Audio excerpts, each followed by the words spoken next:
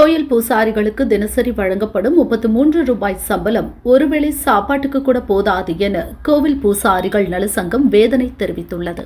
அதன் மாநில தலைவர் வாசு தமிழக முதல்வருக்கு அனுப்பிய மனுவில் கூறியிருப்பதாவது: தமிழகத்தில் அறநிலையத்துறையின் கட்டுப்பாட்டின் கீழ் 19,000 கோயில்கள் ஒரு கால பூஜை திட்டத்தின் கீழ் உள்ளன.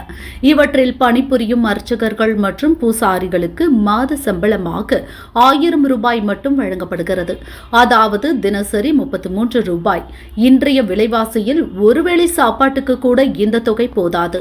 துறை கட்டுப்பாட்டில் உள்ள பட்டியலுக்கு உட்பட்ட கோயில்களில் வேலை பார்க்கும் அர்ச்சகர்கள், பட்டாச்சாரியார்களுக்கு ஓய்வுக்கு பின் துறை சார்ந்த ஓய்வூதியம், பொங்கல், கருணை கொடை, PF உள்ளிட்ட அனைத்து சலுகைகளும் உள்ளன. ஆனால் ஒரு கால பூஜை நடைபெறும் கோயில்களில் வேலை பார்ப்பவர்கள் மாற்றாந்தாய் பிள்ளைகள் போல் கருதப்படுகின்றனர். பணி நிரந்தரமும் செய்யப்படாமல் பணிக்காலத்தில் குடும்பத்தை காப்பாற்றுவதற்கு தேவையான ஊதியமும் கிடைக்காமல் அர்ச்சகர்கள், பூசாரிகள் குடும்பங்கள் பரிதவித்து வருகின்றன.